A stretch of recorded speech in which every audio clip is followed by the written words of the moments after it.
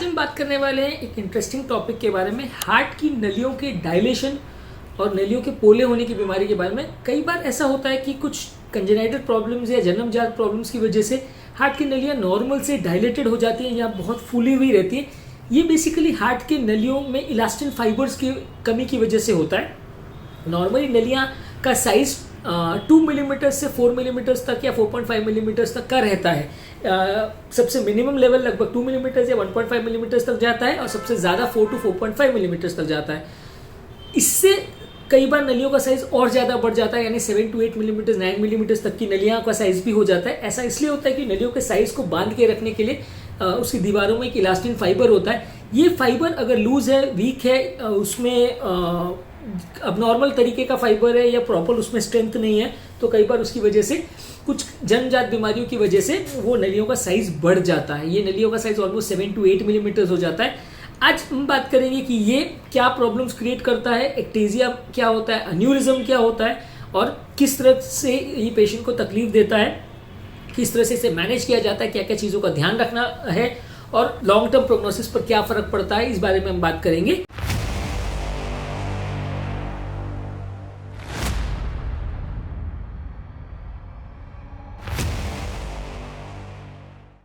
सबसे पहले एक्टेजिया क्या है।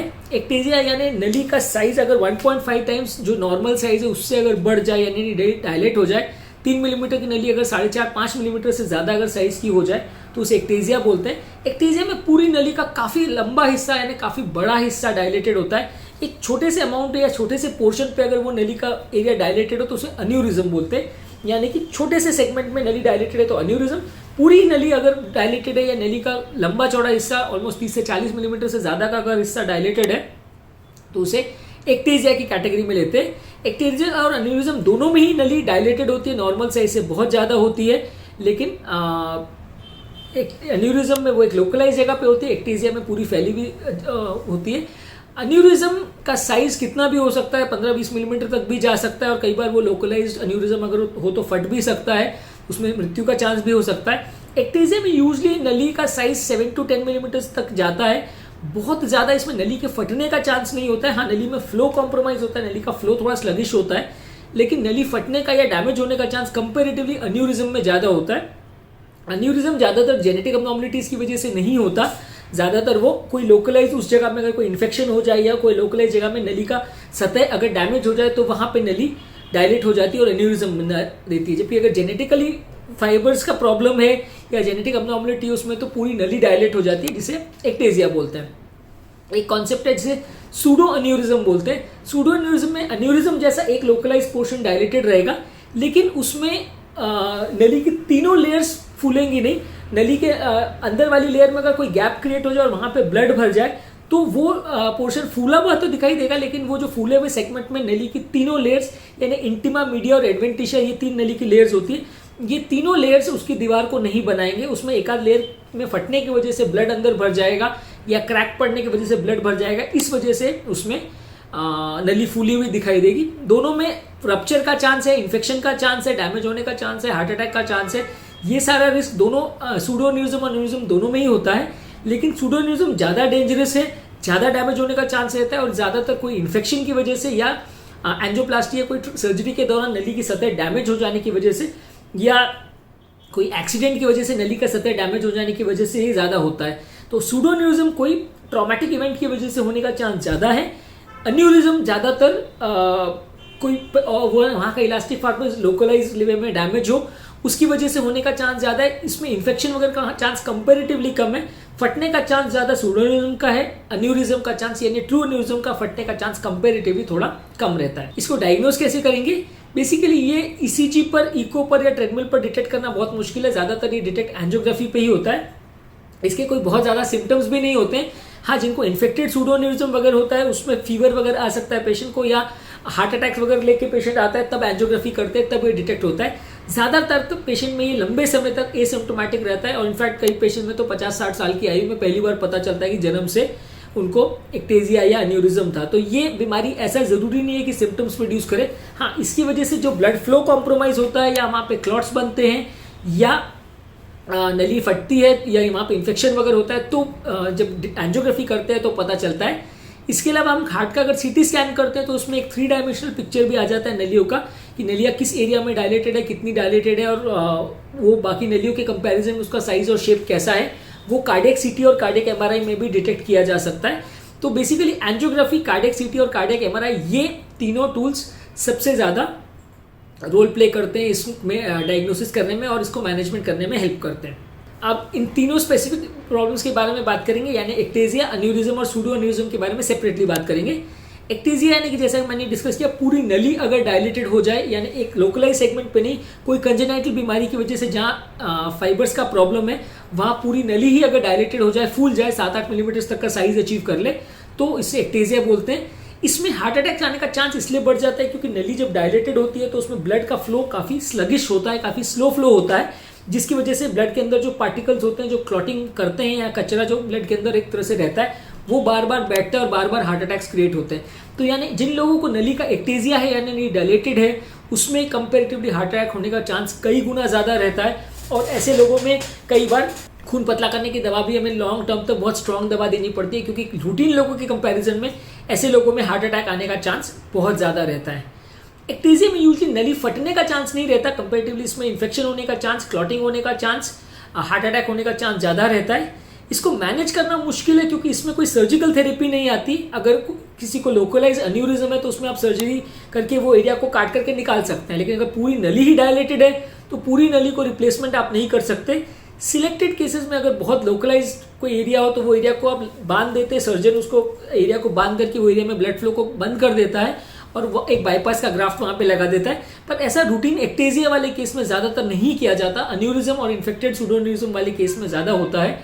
एक्टेजिया में ज़्यादातर कोई सर्जिकल थेरेपी अवेलेबल रूटीनली नहीं है, बहुत सिलेक्टेड केस में किया जाए तो किया जा सकता है, पर रूटीनली कुछ नहीं किया जाता है, इसको दवा गोली से ही मैनेज करना पड़ता है। ऐसी कोई दवा अवेलेबल नहीं है जो नली का डायलेशन को कम कर सके या उसको नॉर्मलाइज कर सके या वो इलास्टिक फाइबर्स की टेंडेंसीज को कम कर सके, वैसा कुछ भी पॉसिबल नहीं है। ऐसी कोई, हाँ, हालांकि जो हार्ट फेलियर वाली जो मेडिसिन है वो दी ज़रूर जाती है, लेकिन वो नली के डायलेशन को और उसके नली का साइज जो बढ़ चुका है उसको नॉर्मलाइज नहीं कर सकती।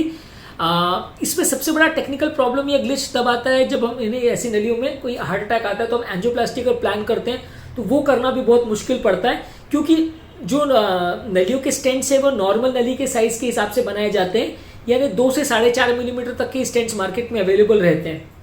तो जब कोई एक्टैटिक वेसल वाला पेशेंट हार्ट अटैक लेके आता है तो वैसे पेशेंट्स में एंजियोप्लास्टी करना ऑलमोस्ट इम्पॉसिबल होता है, क्योंकि अगर कम साइज का स्टेंट अगर हम वैसे पेशेंट्स में डालते हैं तो वो स्टेंट दीवार के साथ बराबर चिपकेगा नहीं नली के साथ, और वो स्टेंट अपनी जगह से खिसक सकता है, अपनी जगह पे जहाँ पे वो लगाया गया है उससे और आगे भी बह के जा सकता है। तो वैसे केसेस में स्टेंटिंग ज़्यादातर पॉसिबल नहीं होती, और अगर हार्ट अटैक लेके पेशेंट आता है तो कई बार उसको सिर्फ बलून डायलेशन करके नली का फ्लो को एस्टैब्लिश किया जाता है, लेकिन स्टेंट कई बार उसमें अवॉइड किया जाता है क्योंकि इस तरह के केसेस में ज़्यादातर स्टेंटिंग पॉसिबल नहीं होती है। कभी कभार किडनी के स्टेंट और पाँव की नलियों के लिए जो स्पेशली डिजाइन स्टेंट्स होते हैं वो कभी कभी यूज़ किया जा सकता है, या कभी कभी कंपनी से डिमांड करके स्पेशली डिजाइन स्टेंट्स बनवाए जा सकते हैं, लेकिन यूजली एक्यूट हार्ट अटैक में जब पेशेंट इमरजेंसी में आता है तो ये पॉसिबल नहीं होता है। और दूसरा, किडनी वगैरह के लिए जो स्टेंट्स बनाए जाते हैं, पाँव की नली के जो स्टेंट्स बनाए जाते हैं वो कंपेरेटिवली थोड़े ज़्यादा रफ होते हैं, उनका स्ट्रट यानी उनकी दीवारों में जो मेटल का मेश होता है उसकी थिकनेस ज़्यादा होती है, तो हार्ट की नलियों के लिए वो बेटर सूटेड नहीं होते हैं और कई बार वो फ़ायदा करने के बदले उस ज़्यादा नुकसान भी करते हैं, रीब्लॉकेज का चांस भी बढ़ जाता है। तो इसलिए ऐसे नलियों में टेक्निकली स्टेंटिंग करना मुश्किल है, रिजल्ट्स अच्छे नहीं आते हैं और दवाओं पर ही या बलून करके ही ज़्यादातर नलियों को मैनेज करना पड़ता है। इसके अलावा ये सब नलियों में ये भी जानना जरूरी है कि अगर हार्ट अटैक आता भी है तो क्लॉट बहुत ज़्यादा बन जाता है, तो वैसे केस में इंजेक्शन और मेडिसिन का भी इफेक्ट उतना अच्छा नहीं आता है, क्योंकि नली में इतना ज़्यादा स्पेस है और नली अगर क्लॉट हो गई है तो पूरी नली क्लॉट से भर जाती है। तो रूटीन खून पतला करने की दवाइयाँ और बलून प्रोसीजर्स या कुछ भी हम करते हैं तो रिस्पॉन्स उतना अच्छा नहीं आता। नॉर्मली अगर हम वैक्यूम एस्पिरेशन से क्लॉट निकालते हैं तो सिंपल नॉर्मल साइज नली में एक आध बार वैक्यूम एस्पिरेशन करने से पूरा क्लॉट को आप निकाल सकते हैं, पर एक्टैटिक वेसल में इतना ज़्यादा क्लॉट बर्डन होता है कि आप उसको वैक्यूम एस्पिरेशन से भी नहीं निकाल सकते, उसको खून पतला करने के इंजेक्शन से भी डिसॉल्व नहीं कर सकते, और उसका मैनेजमेंट यूजुअली एक हेडेक होता है। ज़्यादातर कार्डियोलॉजी से मान के चलते हैं कि अगर कोई हार्ट अटैक का पेशेंट एक्टेजिया लेके अगर आ जाता है या उसको जन्म से अगर एक्टेजिया है तो हमारे लिए उसको मैनेज करना बहुत टफ पड़ता है, और सिंपल एंजियोप्लास्टी जो कि ज़्यादातर हम 15-20 मिनट में फिनिश कर लेते हैं, उसमें हमें करने में कई बार घंटों भी लग जाते हैं और कई बार उसके बाद भी रिजल्ट्स अच्छे नहीं आते हैं। कई बार लास्ट में पेशेंट को दवा गोली पर ही मैनेज करना पड़ता है। सर्जरी का जैसे मैंने कहा इसमें बहुत ज़्यादा रोल नहीं है। कोई ऐसे सर्जिकल टेक्निक नहीं आती जिससे हम एन्यूरिज्म या एक्टीजिया को करेक्ट कर सके। लोकलाइज अगर एन्यूरिज्म हो तो उसको सर्जिकली कट करके बाईपास किया जा सकता है, पर पूरी नली ही अगर एक्टाटिक है तो उसमें बहुत ज़्यादा कुछ सर्जिकल ऑप्शंस नहीं है। एक्टेजिया वाली नलियों में हार्ट अटैक का चांसेस ज़्यादा रहते हैं, तो इसलिए खून पतला करने की दवा ज़्यादा डोज पे उनको देनी पड़ती है। ऐसे लोगों में नली फटने का चांस कम रहता है, तो इसलिए इसको कोई सर्जरी की ज़रूरत कंपेरेटिवली नहीं रहती है। ज़्यादातर ये डिटेक्शन किसी और कारण से, जब एंजियोग्राफी या हार्ट अटैक को डिटेक्शन करने के लिए जब हम एंजियोग्राफी करते हैं तभी मिलता है। रूटीन केस में सिंपल ईसीजी को वगैरह करने से डिटेक्ट नहीं हो पाता है, और ज़्यादातर पेशेंट्स को लॉन्ग टाइम तक ये एसिम्टोमेटिक रहता है। कई बार 40-50 साल की आयु के बाद पेशेंट सडनली लेके आते हैं। बीमारी होती जन्म से है, लेकिन डिटेक्ट ज़्यादातर मिडिल एज या एडल्ट एज में ही होती है, जब पेशेंट हार्ट अटैक या कोई कॉम्प्लिकेशन लेके आता है और रूटीनली हम एंजियोग्राफी करते हैं। अब बात करेंगे एन्यूरिज्म के बारे में। एन्यूरिज्म यानी कि लोकलाइज कोई पोर्शन का नली का एक छोटा सा सेगमेंट अगर बहुत ज़्यादा डायलेटेड हो जाए तो उसे एन्यूरिज्म बोलते हैं। इसमें एक्टीजिया के कंपैरिजन में डैमेज होने का चांस, फटने का चांस ज़्यादा होता है। एन्यूरिज्म और सूडो एन्यूरिज्म में डिफरेंस ये है कि एन्यूरिज्म में नली की तीनों लेयर्स एन्यूरिज्म की दीवार को बनाती है, जबकि सूडो एन्यूरिज्म में नली की अंदर लेयर में डैमेज या फटने की वजह से, कोई ब्लड भर जाने की वजह से वो एरिया डायलेट होता है। एन्यूरिज्म में फटने का चांस कंपेरेटिवली या सडन ब्लीडिंग हो जाने का चांस कंपेरेटिवली कम रहता है, सूडो एन्यूरिज्म में ज़्यादा रहता है। एन्यूरिज्म में आप कई बार अगर एन्यूरिज्म में फट ना जाए इसलिए वो एरिया में एंजियोप्लास्टी के दौरान एक कवर्ड स्टेंट होता है, वो लगा के हम उसको सील ऑफ कर सकते हैं। ये कवर्ड स्टेंट बेसिकली एक स्टेंट के ऊपर एक प्लास्टिक की कोटिंग जैसी रहती है, जो कि वो एरिया में ब्लड फ्लो को पूरी तरह से रोक देती है। और नॉर्मली ऐसा देखा गया है कि एन्यूरिज्म में अगर ब्लड बहुत प्रेशर से इनकी दीवारों को बार बार हिट करेगा तो नली और उससे डायलेट होती जाएगी और धीरे धीरे करके एक स्टेज आके वो फट जाती है, जो कि बॉडी में किसी भी जगह का एन्यूरिज्म हो तो यही उसमें प्रॉब्लम रहती है कि वो एक स्टेज में आके फट जाता है। तो अगर हम वहाँ पे उस एरिया में ब्लड सप्लाई को ही बंद कर दें और ब्लड फ्लो उस एरिया में अगर पूरी तरह से हम सील ऑफ कर दें तो कंपैरेटिवली एन्यूरिज्म के फटने का चांस कम होता है। तो ऐसे केस में कवर्ड स्टेंट यानी प्लास्टिक कोटेड स्टेंट का प्रयोग करके उसको ट्रीटमेंट कर सकते हैं। रूटीन नॉन कवर्ड या मेटालिक स्टेंट्स इसमें यूज कर पाना मुश्किल रहता है। इसके अलावा सर्जन का, जैसे मैंने कहा, वो उस एरिया को दोनों एंड से कट करके एक बाईपास ग्राफ्ट लगा सकता है। तो ये अगर कोई एरिया में बहुत ज़्यादा डायलेशन हो तो कर सकते हैं।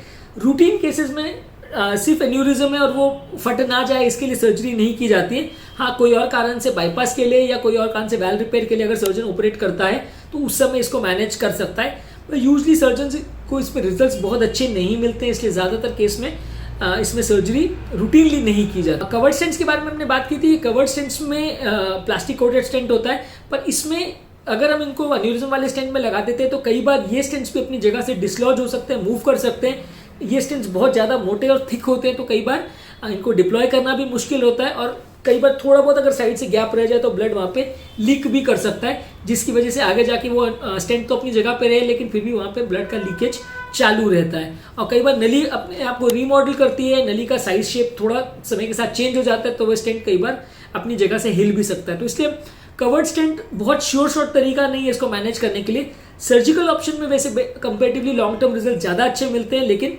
सर्जिकल ऑप्शन ऑब्वियसली वो बड़ी सर्जरी है, ओपन हार्ट सर्जरी है, तो रूटीन केसेस में नहीं कर सकते। अब बात करेंगे सूडो एन्यूरिज्म की।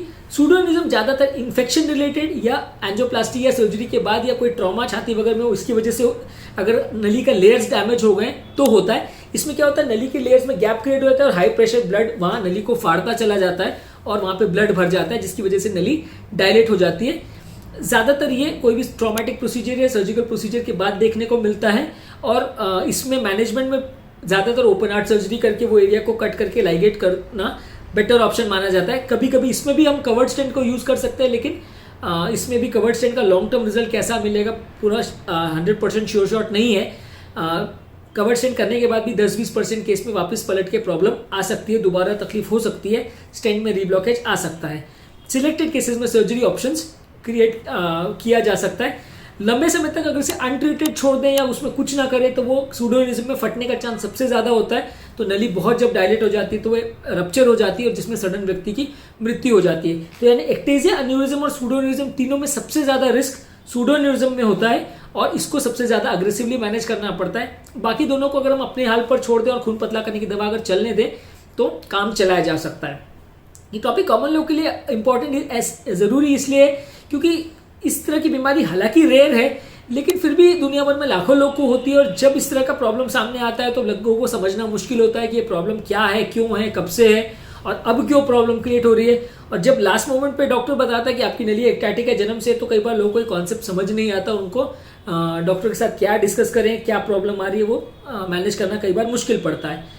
तो ये टॉपिक लोगों के लिए इसलिए इम्पोर्टेंट है कि हम चाहते हैं कि साइंटिफिकली करेक्ट इन्फॉर्मेशन हम लोगों तक पहुंचाएं, ताकि उनको बीमारी को बेटर अंडरस्टैंडिंग डेवलप हो और बीमारी को बेटर वो मैनेज कर सके, और डॉक्टर के साथ बेटर कोऑपरेशन के साथ बीमारी को डिस्कस कर सके और मैनेज करने में सहभागी बन सके। हमारे चैनल का कॉन्सेप्ट अगर आपको अच्छा लगता है तो चैनल को सब्सक्राइब कीजिए, वीडियोस को लाइक कीजिए, और अगर आपको लगता है कि वीडियो आपके फ्रेंड्स और रिलेटिव्स के लिए इसका कंटेंट यूजफुल है तो लिंक को उनके साथ शेयर करें।